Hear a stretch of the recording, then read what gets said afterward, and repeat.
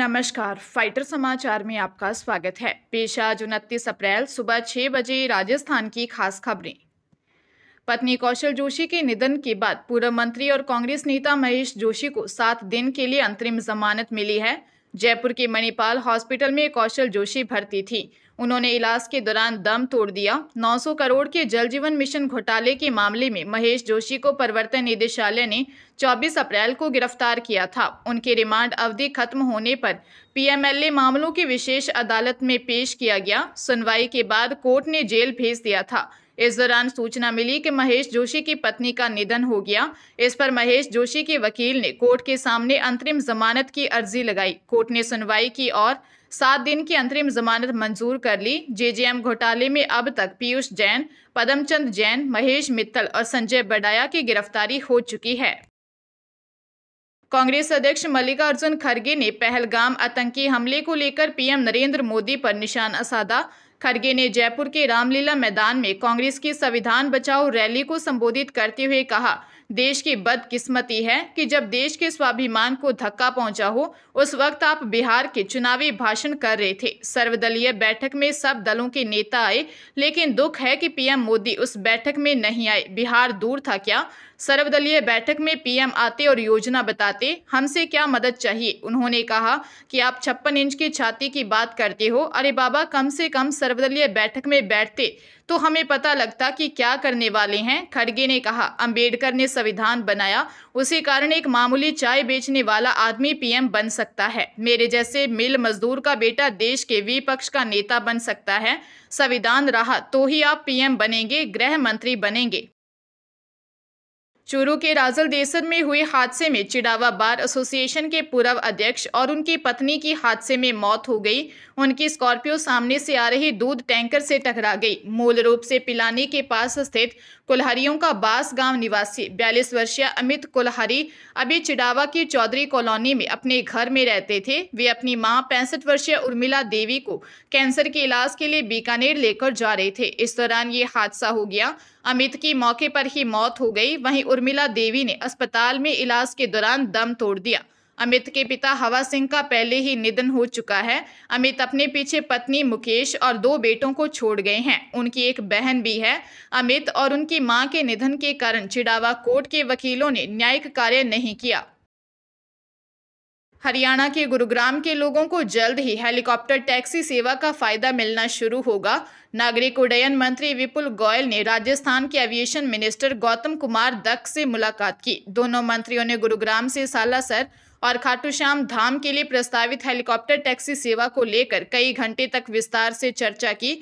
दोनों राज्यों के बीच इस परियोजना को लेकर आपसी सहयोग पर भी सहमति बनी है, जिससे श्रद्धालुओं को तीर्थ यात्रा में सुगमता मिलेगी और क्षेत्रीय पर्यटन को भी बढ़ावा मिलेगा। बैठक के दौरान गुरुग्राम से खाटू श्याम और सालासर धाम तक हेलीकॉप्टर सेवा शुरू करने के तकनीकी, वित्तीय और व्यावसायिक पहलुओं पर गहन विचार विमर्श हुआ था। जयपुर में हुई बैठक में हेलीकॉप्टर सेवाओं के संचालन के लिए जरूरी इंफ्रास्ट्रक्चर, हेलीपैड, यात्रियों के लिए वेटिंग एरिया और सुरक्षा मानकों को प्राथमिकता से विकसित किया जाएगा। 3 साल पहले वर्ष 2022 में पुलिस हिरासत से गैंगस्टर लॉरेंस के टीवी इंटरव्यू से जुड़े मामले में नया मोड़ आ गया है। कुछ समय पहले पॉलीग्राफ टेस्ट कराने के लिए राजी हुए पंजाब पुलिस 6 पुलिसकर्मी अब पीछे हट गए हैं। पुलिसकर्मियों ने मोहाली अदालत में अर्जी दाखिल कर अपनी सहमति वापस ले ली है। उनका आरोप है कि उन पर पॉलीग्राफ टेस्ट के लिए दबाव बनाया जा रहा था। इसके बाद अदालत ने पॉलीग्राफ टेस्ट पर रोक लगा दी है। मामले की जांच पंजाब एवं हरियाणा द्वारा गठित एसआईटी कर रही है। ऐसे में अदालत इस मामले में किसी तरह की नरमी बरतने के मूड में नहीं है। 5 पुलिसकर्मियों के वकील सुल्तान सिंह संगा ने अतिरिक्त जिला न्यायाधीश की अदालत में याचिका दाखिल कर कहा कि उनके मूल वकीलों ने वरिष्ठ पुलिस अधिकारियों के दबाव में पॉलीग्राफ टेस्ट कराने के लिए सहमति दी थी। उन्होंने बताया कि सहमति दर्ज करने के समय पुलिसकर्मियों की ओर से कोई वकील मौजूद नहीं था।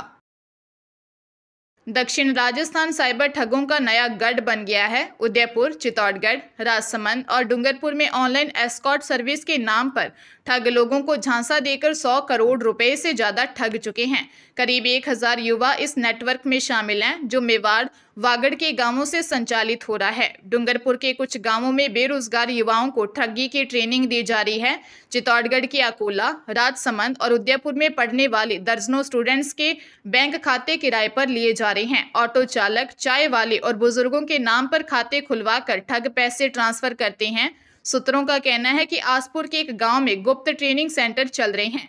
कुछ ठग पुलिस की नजर से बचने के लिए उदयपुर और अहमदाबाद शिफ्ट हो गए हैं। बांसवाड़ा साइबर पुलिस ने 2 ठगों को पकड़कर 13 सिम, 5 एटीएम कार्ड, 5 मोबाइल और 11,000 रुपए जब्त किए थे। उनके खिलाफ 10 लाख की ठगी के 10 मामले दर्ज हैं।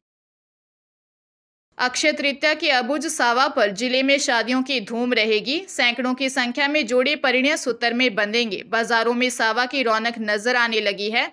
लोग इलेक्ट्रॉनिक सामान, कपड़े, आभूषण, बर्तन सहित रोजमर्रा की वस्तुओं की जमकर खरीद कर रहे हैं। शहर के ज्यादातर विवाह स्थल बुक हैं। जिले भर में सैकड़ों शादियां इस दिन होने का अनुमान है। ज्यादातर ग्रामीण परिवार आखा तीज पर शादियां करेंगे। हालांकि इस दौरान बाल विवाह की संभावनाएं भी रहती हैं। इस वजह से प्रशासन मुस्तैद रहेगा। अक्षय तृतीया के दिन सोना और चांदी की खरीद शुभ मानी जाती है। इस दिन खरीदे गए आभूषणों का अक्षय फल मिलता है। इसके अलावा प्रॉपर्टी में निवेश, नए वाहन की खरीद के लिए यह दिन शुभ है। अक्षय तृतीया पर कई बरसों बाद रोहिणी नक्षत्र, मृगशिरा नक्षत्र, सर्वार्थ सिद्धि योग, रवि योग, शोभन योग का विशेष संयोग बन रहा है। इसलिए इस दिन की गई खरीद शुभ फलदायी होगी। बीकानेर के छतरगढ़ में महिला की हत्या के मामले में चौंकाने वाला खुलासा हुआ है। जांच में सामने आया कि 19 वर्षीय युवती काजो मैज पंजाब के गिद्दड़वा क्षेत्र के एक गांव की रहने वाली थी। हत्या करने वाला युवक 21 वर्षीय गौरा सिंह ही उसे भगाकर बीकानेर लाया था। दोनों पहले से शादीशुदा थे और प्रेम विवाह के चक्कर में अपने अपने जीवन साथी को छोड़कर 2-2.5 महीने पहले ही छतरगढ़ के पास चक 2 जीबी में आकर रहने लगे थे। दोनों नए सिरे से जीवन का सफर शुरू करना चाहते थे, लेकिन 2-2.5 महीने में ही मनमुटाव हो गया। मामला इतना बड़ा कि युवक ने युवती की हत्या कर दी। प्रथम दृष्टया पुलिस को लगता है कि युवक को युवती के चरित्र पर शक होने लगा था। इसी बात पर दोनों में झगड़ा हुआ और उसने युवती की हत्या कर दी। थानाधिकारी भजनलाल ने बताया कि आरोपी गौरा सिंह से पूछताछ की जा रही है। राजस्थान माध्यमिक शिक्षा बोर्ड की ओर से साल 2026 से 2028 तक की 10वीं और 12वीं की बोर्ड परीक्षाओं के लिए ऑनलाइन आवेदन पत्र भरवाने के लिए नई एजेंसी की तलाश शुरू कर दी गई है। बोर्ड जुलाई में साल 2026 की परीक्षाओं के लिए ऑनलाइन आवेदन पत्र भरवाएगा। बोर्ड की ओर से आमतौर पर 3 साल के लिए परीक्षा आवेदन पत्र के लिए एजेंसी हायर की जाती है। पिछले एजेंसी का कार्यकाल पूरा होने को देखते हुए यह कवायद की जा रही है। एजेंसी हायर करने के लिए टेंडर जारी कर दिया गया है। अब जो एजेंसी हायर की जाएगी वह साल 2026, 2027 और 2028 की बोर्ड परीक्षाओं के परीक्षा आवेदन पत्र भरवाएगी। बोर्ड द्वारा इन 3 सालों के लिए करीब 75 लाख रुपए अनुमानित खर्च बताया गया है। एजेंसी का सिलेक्शन करने के लिए बोर्ड में एक कमेटी का गठन किया गया है। इस कमेटी की मंजूरी के बाद ही एजेंसी का फाइनल होगा।